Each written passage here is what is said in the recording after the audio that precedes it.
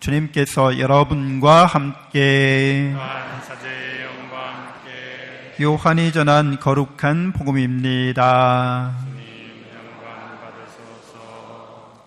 그때 예수님께서 제자들에게 말씀하셨다. 아버지께서 나를 사랑하신 것처럼 나도 너희를 사랑하였다.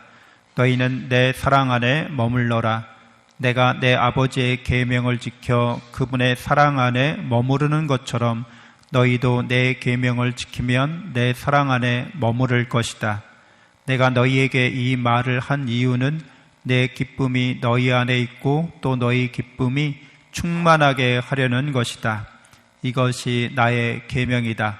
내가 너희를 사랑한 것처럼 너희도 서로 사랑하여라. 친구들을 위하여 목숨을 내놓는 것보다 더 큰 사랑은 없다. 내가 너희에게 명령하는 것을 실천하면 너희는 나의 친구가 된다. 나는 너희를 더 이상 종이라고 부르지 않는다. 종은 주인이 하는 일을 모르기 때문이다. 나는 너희를 친구라고 불렀다. 내가 내 아버지에게서 들은 것을 너희에게 모두 알려주었기 때문이다. 너희가 나를 뽑은 것이 아니라 내가 너희를 뽑아 세웠다. 너희가 가서 열매를 맺어 너희의 그 열매가 언제나 남아있게 하려는 것이다. 그리하여 너희가 내 이름으로 아버지께 청하는 것을 그분께서 너희에게 주시게 하려는 것이다. 내가 너희에게 명령하는 것은 이것이다. 서로 사랑하여라. 주님의 말씀입니다. 그리스도님 찬미합니다. 참 예수님, 하나님의 복동이 고맙습니다. 고맙습니다.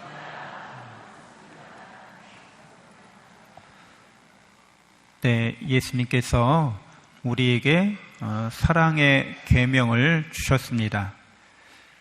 그래서 예수님이 우리에게 주신 이 사랑은 우리에게 길이 되고 또 진리가 되고 영원한 생명이 됩니다. 우리는 예수님의 사랑을 통해서 길을 밝히게 되었습니다. 인생길을 이제 알게 된 거죠. 여행지에서, 해외 여행지에서 사람을 이렇게 우연히 만나서 이야기를 나누게 됐어요. 그럼 우리가 첫 번째로 어디서 오셨어요? 라고 묻죠. 근데 그 사람이 내가 어디서 왔더라? 어디서 왔는지 모르겠는데 이러면 좀 황당하겠죠. 어디로 가실 거예요? 그랬는데 다음 목적지를 모르겠어요. 그냥 가는 대로 갈 거예요. 이렇게 말한다면 이 사람하고 이야기하기가 더 이상 가능하지 않겠다 싶을 수 있어요. 우리는 우리의 인생이 어디에서 와서 어디로 가는지 인생에 대해서 여러분들은 알고 계시죠? 어디에서 오셨어요? 하느님에게서 오셨죠? 어디로 가실 거예요? 하느님께로 가실 거죠? 여러분의 출발지와 목적지가 분명하시죠? 근데 어떤 사람들은 모르겠는데요? 인생을 여행길에 비유하잖아요? 내가 어디에서 왔는지 모르는 사람이라는 거예요. 내가 어디로 갈지도 모른다는 거예요. 그걸 미아라고 그러죠. 길 잃어버린 아이. 이 우주에서, 이 세상에서 자기가 어디에서 와서 어디로 가는지도 모르고 그냥 사는 거예요. 왜 살아요? 그냥 남들 사니까 사는 거예요. 왜 여행에 나섰어요? 그냥 다 여행 가니까 나도 따라서 비행기 탔어요. 그리고 말도 안 되는, 그렇죠? 저절로 우연하게 우리 인생이 사라지는 게 아니죠. 살아가는 거죠. 살아간다고 하는 것은 이렇게 목적이 분명해야 되고 우리의 출발이 분명해야 합니다. 예수님께서 우리에게 길이 되어 주십니다. 그래서 우리는 인생의 이 길을 걸어갈 때 예수님께서 사랑으로 늘 동행하고 계시다는 거예요. 우리의 인생길은 하나님의 사랑으로 시작되었고 하나님의 사랑을 향한 길이기 때문에 사랑하라는 게 우리의 명령이 됩니다. 계명이 되는 거죠. 그래서 생명할 때 그 명자가 목숨 명자이기도 하겠거니와 명령 명자도 됩니다. 그러니까 우리의 생애는 명령이 있다는 거예요. 그래서 하느님에게서 와서 하나님께로 가는 우리의 삶의 길의 명령은 사랑하라는 것이죠. 그래서 이 사랑의 명령, 계명을 확실하게 깨닫고 믿는 사람은 소명받은 사람으로 삽니다. 소명받았다는 거예요. 부르심 받았다는 거죠. 사명을 부여받았다는 거예요.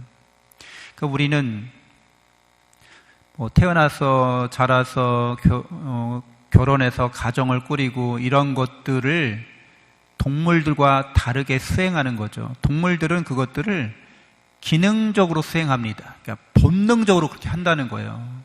그냥 하는 거예요, 걔네들은. 생각 없이 그냥 하고 있는, 그냥 본능이 시키는 대로 하고 있는 거예요. 근데 우리는 그렇게 하지 않고 사랑으로 그 일을 하는 거죠.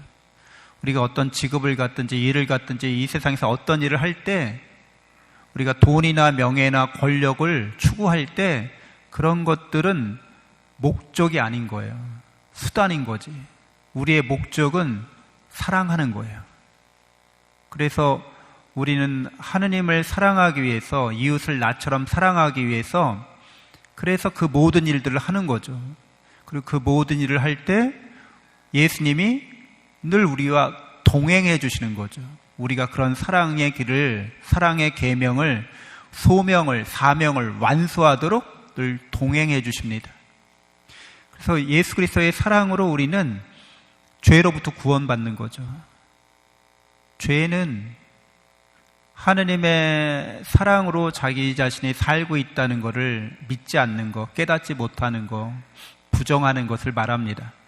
그래서 이 죄 중에 있는 사람들은 수단과 목적을 역전시켜 버려요. 가치를 전도시켜 버립니다. 돈이나 명예나 권력이나 사랑하기 위해서 필요한 수단이잖아요. 그런데 하느님의 사랑을, 계명을 망각한 사람들은 그거 자체를 목적으로 삼습니다. 그러니까 이런 상황을 우리는 죄 중에 있다고 말해요. 그러니까 하느님을 모든 것 위에 사랑하지 않고 이웃을 나처럼 사랑하지 않음으로써 하느님이 아닌 것들을 절대화시키고 그것을 수단을 목적처럼 추구하는 인생, 이걸 죄 중에 있다고 하죠. 예수님은 우리를 죄로부터 구원하는 분이신 거예요. 우리에게 참 사랑을, 진정한 삶의 행복을, 또 우리 삶의 희망을 당신의 사랑으로 우리 죄를 용서하심으로써 우리를 회개하게 하시고 우리에게 올바른 길을 가르쳐 주시고 그 길을 동행하시면서 우리를 구원해 주십니다. 그래서 우리에게 생명이 되어 주십니다. 부활의 생명, 여기서 영원한 생명을 우리가 하느님의 사랑으로 예수 그리스도의 구원의 은총으로 받게 됩니다. 영원한 생명이라고 하는 것은 완전한 삶을 뜻합니다. 충만한 삶을 뜻합니다. 그러니까 하느님께서 당신의 사랑으로 우리를 충만하고 완전하게 하신다는 거죠.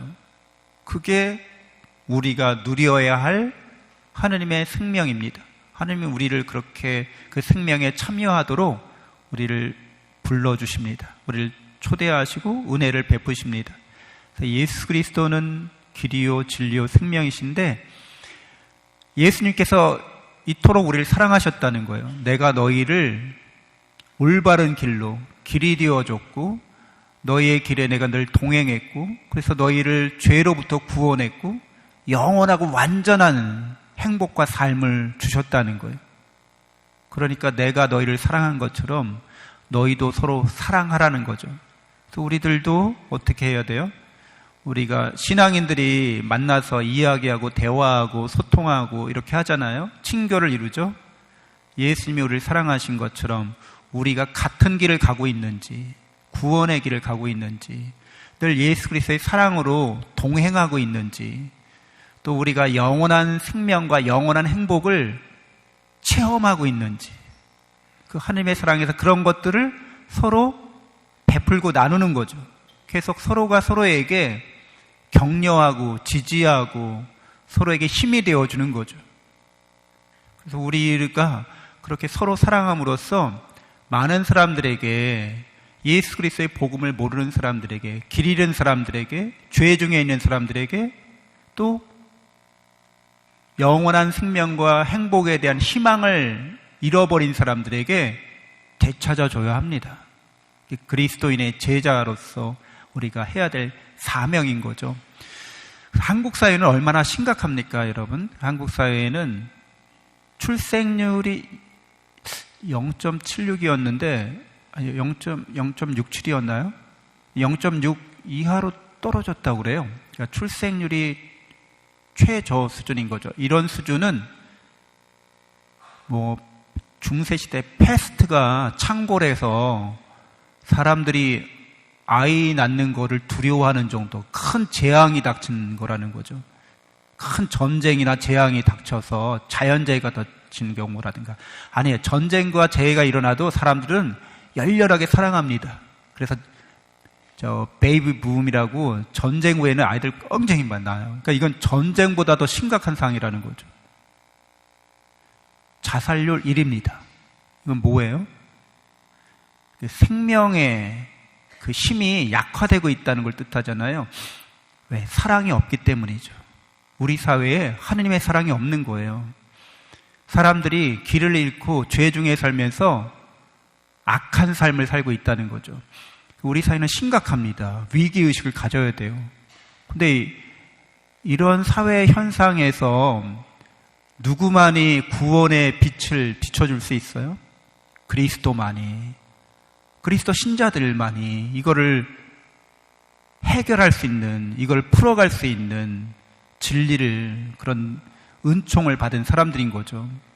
그래서 우리가 이렇게 이야기 나눌 때 세상 걱정 사람들이 많이 하잖아요. 신자들도 하잖아요. 무슨 돈 걱정, 건강 걱정, 뭐 자녀들, 뭐 삶에 관한 걱정거리가 많죠. 다 걱정하면서 삽니다. 걱정이 끝나면 또 다른 걱정이 옵니다. 그런데 우리는 복음의 구원의 은총을 충만히 받은 사람들이기 때문에, 사랑을 충만히 받은 사람들이기 때문에 그런 걱정, 근심, 세상 사는 것들을 다 어떻게 바꿔야 돼요? 구원의 이야기로, 복음의 이야기로, 하나님의 사랑으로 전환시킬 수 있는 사람들인 거예요. 그래서 우리 자신들이 그렇게 살아가고, 세상의 걱정과 근심과 여러 가지 고통이 많지만 우리는 하나님께로 가고 있다. 늘 예수 그리스도께서 사랑으로 동행하고 있어. 그래서 우리에게 이미 천국의 행복을 맛보게 해주셔. 여러분들이 완전한 삶, 충만한 삶, 때때로 맛보시잖아요. 사랑 안에서 맛보는, 이제 죽어도 여한이 없다. 이렇게 혹시 살면서, 시간이 멈춘 것 같다. 근데 그 모든 것들은 다 사랑으로 인한 체험인 거예요. 근데 우리가 영원한 예수 그리스도의 사랑으로 늘 그 은총을 받고 있기 때문에 우리는 이 세상 사람들에게 영원한 삶에 대한 희망을 일깨워 줄 수 있는 사람들입니다. 그래서 죄로부터 구원받은 사람들로서 계속해서 이 사회가 죄에 물들거나 악에 물들거나 죽음으로 이렇게 지향되는 이 세계를 되돌릴 수 있는 사람들은 바로 그리스도인들입니다. 그리스도인들이 하느님의 사랑과 은총 안에서 그런 역할을, 그런 소명을 감당할 수 있도록 잠시 눈을 감고 묵상하겠습니다.